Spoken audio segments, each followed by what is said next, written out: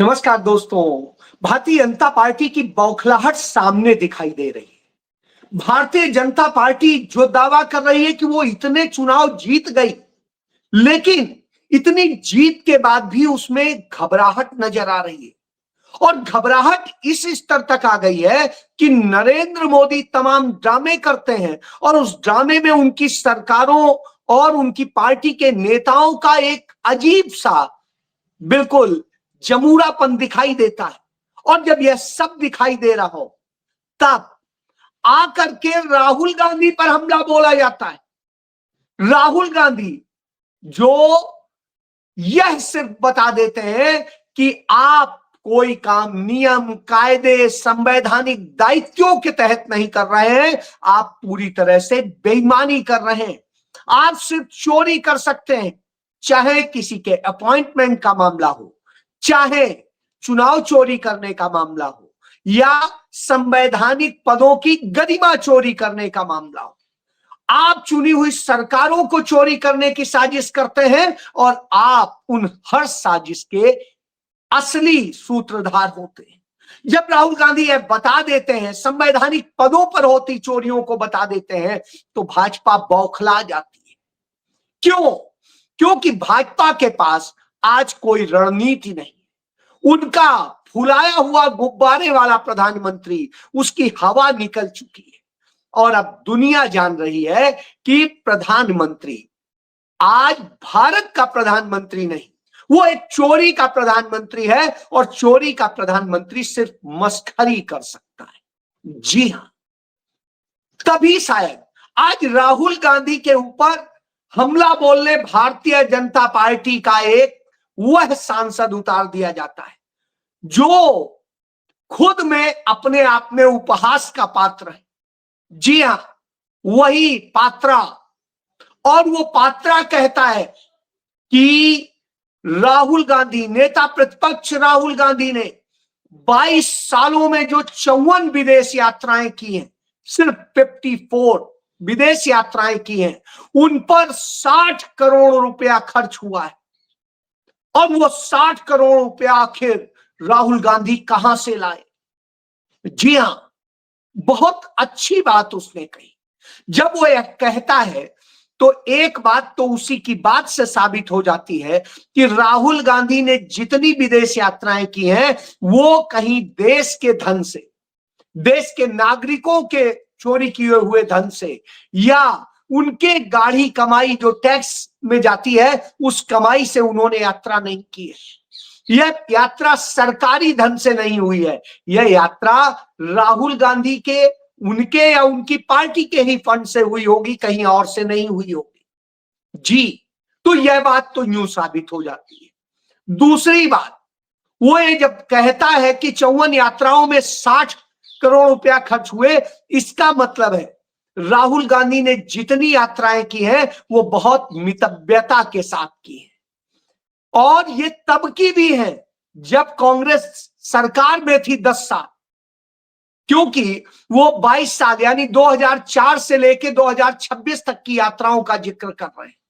और जब यह जिक्र करते हैं तो स्वाभाविक सी बात है, सरकार में होने के बावजूद राहुल गांधी ने, इसका मतलब है यात्राओं पे कितना कम खर्च किया है। और जब यह कम खर्च किया है तो स्वाभाविक सी बात है, इस पे बात होनी चाहिए कि राहुल गांधी, इसका मतलब महात्मा गांधी के उस विचार से प्रेरित है जो सीमित खर्च की बात करते थे, जो कहते थे सादा जीवन उच्च विचार। तो निश्चित रूप से राहुल गांधी का पहनावा हो, राहुल गांधी का रहन सहन हो, राहुल गांधी की स्टाइल हो, यदि आप पूरे 22 साल में देखेंगे उनके सार्वजनिक जीवन में, तो पाएंगे वो बेहद शालीनता की, सरलता की और सस्ती रही। जी हां, नैतिक मूल्यों में बहुत ऊंची रही, लेकिन भौतिक मूल्यों में बहुत थोड़ी थी। जी, ये सारी बातें आ जाती है। यह भी आ जाता है कि राहुल गांधी कोई चार्टर्ड से यात्रा नहीं कर रहे थे, लेकिन वही दूसरी तरफ आपकी हमारी दोनों की गाढ़ी कमाई से जो टैक्स वसूला जाता है, हमारी आपकी मेहनत की, खून पसीने की कमाई से जो निचोड़ करके टैक्स वसूला जाता है, उससे नरेंद्र मोदी ने जो यात्राएं की, उन यात्राओं का जो ब्यौरा मिनिस्ट्री ऑफ एक्सटर्नल अफेयर यानी विदेश मंत्रालय से मिलता है, उसके मुताबिक सिर्फ विदेश मंत्रालय ने 762 करोड़ रुपए खर्च किए हैं सिर्फ 2015 से 2025 तक की विदेश यात्राओं के दौरान। और जो ये 762 करोड़ रुपया खर्च किए, इनमें सबसे बड़ी बात 762 करोड़, और इनमें यात्राएं कितनी हुई? सिर्फ 85। राहुल गांधी ने 52 यात्राएं की, 60 करोड़ खर्च हुए। अब जो 85 यात्राओं में नरेंद्र मोदी 762 करोड़ तो विदेश मंत्रालय का खर्च कर रहे हैं, और इसके अतिरिक्त जो खर्च कर रहे हैं वो 2000 करोड़ से अधिक है। यानी नरेंद्र मोदी की कोई यात्रा 20-21 करोड़ रुपए से कम की नहीं रही। और जब 20-21 करोड़ रुपए से कम नहीं रही, तो अब आप समझ सकते हैं कि आपकी जेब से चोरी करके, आपका पैसा निकाल करके, आपकी गाढ़ी कमाई से यह यात्राएं की। और जब हम 2026 में बात कर रहे हैं, और अभी जब बात कर रहे हैं, उस समय नरेंद्र मोदी निकलने वाले हैं 5 देशों की यात्राओं पे। जी हाँ, 1 हफ्ते की यात्रा पे जा रहे हैं, और उन देशों में जा रहा है जहां ठंड का मजा लिया जा सके, इंजॉय किया जा सके। तो उन देशों की जब वो यात्रा पर जाएंगे, तो निश्चित रूप से एक बड़ा खर्च होने वाला है।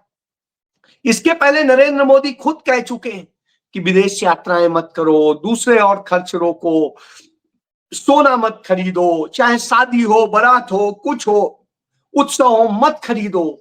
इसके अलावा उन्होंने कहा कि पेट्रोल, डीजल और गैस का इस्तेमाल कम करो, तो सोने चांदी नहीं खरीदेंगे, पेट्रोल डीजल का इस्तेमाल नहीं करेंगे, गैस का इस्तेमाल नहीं करेंगे, खाएंगे कम, खाद्य तेल का इस्तेमाल कम करो, फर्टिलाइजर का कम करो, जिससे कि जो ट्रेड डील की है अमेरिका से, उसका जो है अमेरिका को फायदा मिल सके, उसका सामान आ सके, और भारत में उत्पादन घट जाए, किसान मरने लगे और ज्यादा आत्महत्या करने लगे।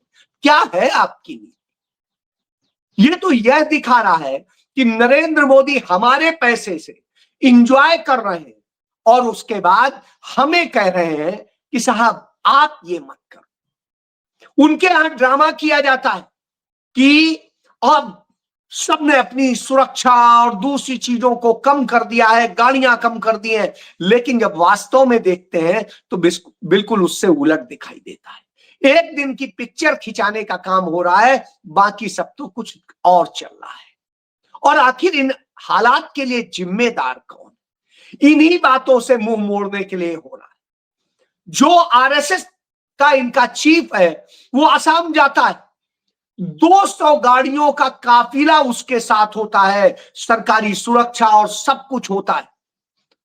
सोचिए, वह शख्स जो किसी संवैधानिक पद पर नहीं है, जो एक अवैध संगठन का प्रमुख है, जो कहीं रजिस्टर नहीं है, उसके प्रमुख के लिए भारत के प्रधानमंत्री के बाद सबसे बड़ी सुरक्षा दी गई है। लेकिन भारत के प्रधानमंत्री के बाद जो सबसे बड़ा पद माना जाता है, वो नेता प्रतिपक्ष का माना जाता है। उनकी और उनके परिवार की सुरक्षा कम कर दी गई, जबकि उनके परिवार के 2 प्रधानमंत्री रहते हुए लोग मारे गए। एक नेता प्रधानमंत्री के बाद नेता प्रतिपक्ष थे जिस समय शहीद हुए, राजीव गांधी, और उसके पहले प्रधानमंत्री रहते हुए श्रीमती इंदिरा गांधी। देश की आजादी में उनके परिवार के 9 लोगों ने शहादत दी। यानी जिस परिवार के 11 लोग इस देश के लिए मरे हो, उस परिवार के व्यक्ति की सुरक्षा कम की जाती है। वो खुद इतनी मित्रता बरतता है कि खुद और अपनी बहन को लेकर के एक इनोवा गाड़ी से चल देता है, उनके पीछे सुरक्षा की सिर्फ 2 गाड़ियां होती। जी हाँ, यह है शालीनता। लेकिन वहीं दूसरी तरफ सोचिए, बहन भी सांसद, उसके बावजूद यह स्थिति है। लेकिन दूसरी तरफ नरेंद्र मोदी के तमाम छुट भैया बड़े बड़े काफिले लेके घूम रहे होते हैं, और फिर राहुल गांधी की विदेश यात्रा पे सवाल उठाते हैं। साहब, ईडी किसके अंडर में है? नरेंद्र मोदी के। सीबीआई किसके अंडर में है? नरेंद्र मोदी के। और इनकम टैक्स किसके अंडर है? नरेंद्र मोदी के। पुलिस किसके अंडर है? नरेंद्र मोदी के। सीआरपीएफ किसके अंडर में है? नरेंद्र मोदी के। और विदेश मंत्रालय किसके अंडर में है? नरेंद्र मोदी के। आईबी किसके अंडर में है? नरेंद्र मोदी के। रॉ किसके अंडर में है? नरेंद्र मोदी के। तो फिर राहुल गांधी से क्यों पूछ रहे हैं कि उन्होंने यह पैसा कहां से खर्च किया? तुरंत इस पर राहुल गांधी के खिलाफ एफआईआर दर्ज कीजिए, कार्रवाई कीजिए, जांच कीजिए कि इन यात्राओं का खर्च कहां से हुआ, किसने किया, कैसे किया, क्या हुआ।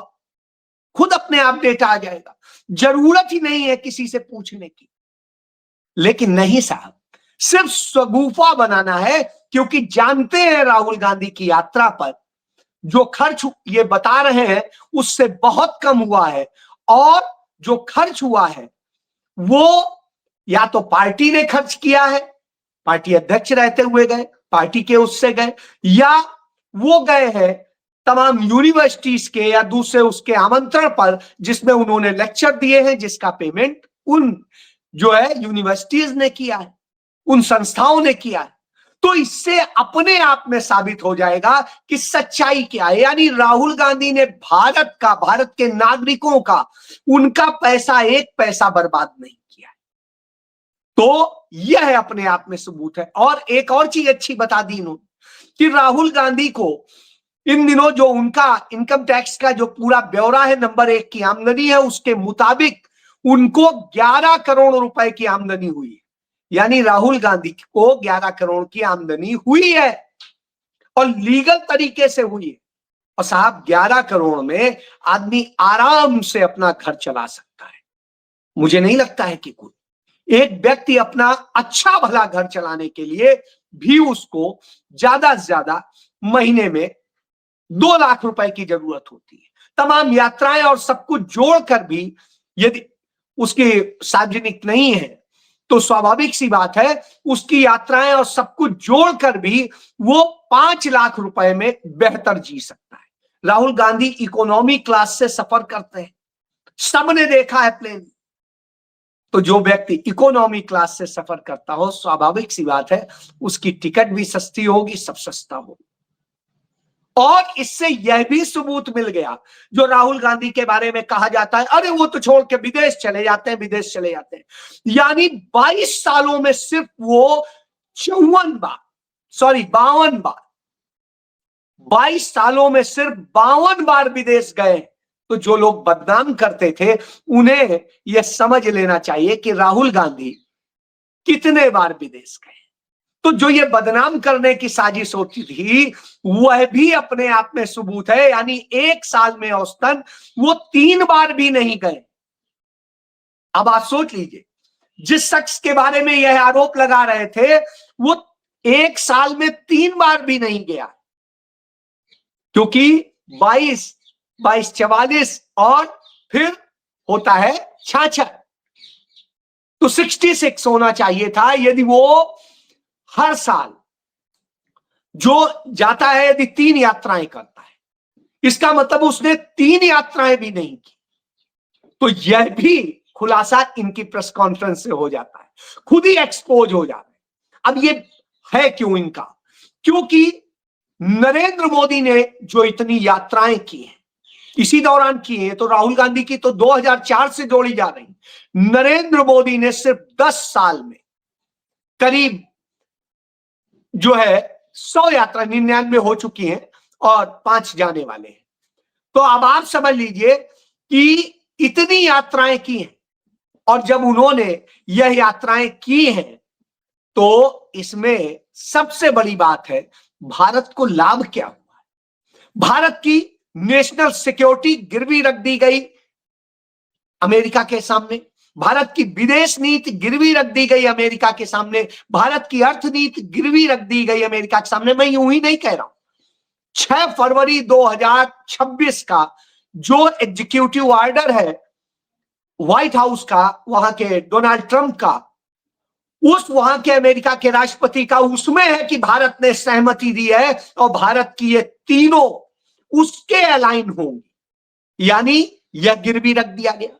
ट्रेड डील के जरिए पूरी दुनिया के देश अलग हो जा रहे हैं, लेकिन भारत आज भी ट्रेड डील के जरिए उनके टैरिफ में फंसा है और उस टैरिफ का नुकसान भारत को हो रहा है, भारत की अर्थव्यवस्था को हो रहा है। इसके बाद में नरेंद्र मोदी ने जिस तरह से भारत में नीतियां बनाई, उसका नतीजा है कि आज भारत के अंदर जो शेयर मार्केट, पूरी दुनिया में इकलौता भारत का शेयर मार्केट है जो प्रॉफिट की जगह नुकसान दे रहा, यानी आपको वो बचत नहीं दे रहा है, वो नुकसान देने लगा है आम निवेशक को।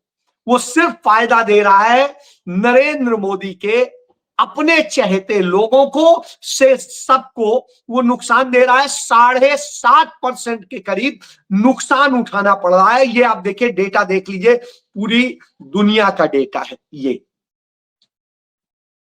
भारत दुनिया में सबसे पीछे, एक साल का ये रिटर्न है।